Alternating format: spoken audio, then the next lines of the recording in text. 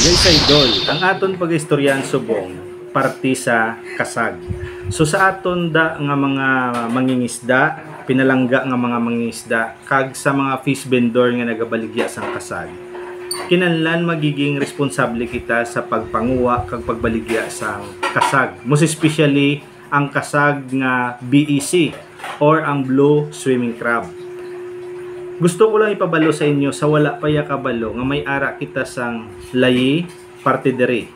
Pursuant sa probisyon sang Republic Act 8550, otherwise known as Philippine Fisheries Code of 1998, may ara sang layi nga ginatawag JAO -1 series of 2014.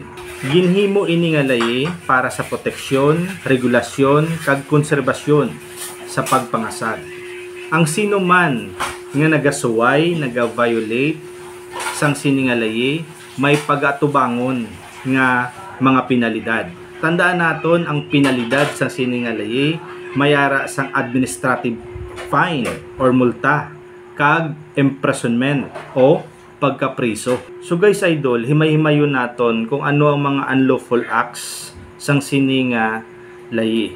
Una, pagkuha kag pagbaligya sang mga gagmay nga kasag nga mas gamay pa sa 10.2 cm or 4 inches. Meaning, ang 10.2 cm or 4 inches, amo ni siya ang required size sang kasag nga pwede kuhaon kag ibaligya. So kung mas gamay pa diri, may pag-atubangon nga penalty. Anong penalty? Multa from 2,000 to 20,000 pesos and 6 months to 2 years imprisonment. Ikadua guys idol, pagkuha kag pagbaligya sang mga bukakahan nga kasag. May ara ini multa nga 80,000 pesos and 6 months and 1 day to 8 years imprisonment. Paglabag sang insakto nga kadakuon sang fishing net, mi-size gamit pangasag. May multa from 2,000 to 20,000 pesos and 6 months to 2 years imprisonment. Pagpangasag sa mga area during close season. So may multa or fine nga 6,000 pesos and 6 months and 1 day to 6 years imprisonment. Ikalima guys idol, pagtransport sang kasag nga wala sang auxiliary invoice kag LPT or local transport permit.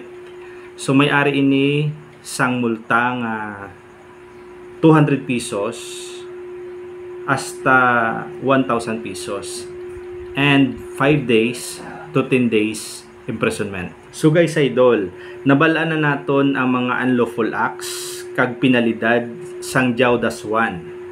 So magbinuligay kita, hindi ini mahimo sa isa lang katawo. This is an everybody's concern. So salbaro naton ang industriya sa pagpangasag. Untato naton ang pagkuha sa mga bukakahan kag gagmay nga kasag para ma-regulate, maproteksyonan kag ma-conserve naton ang pagpangasag. Madamog salamat.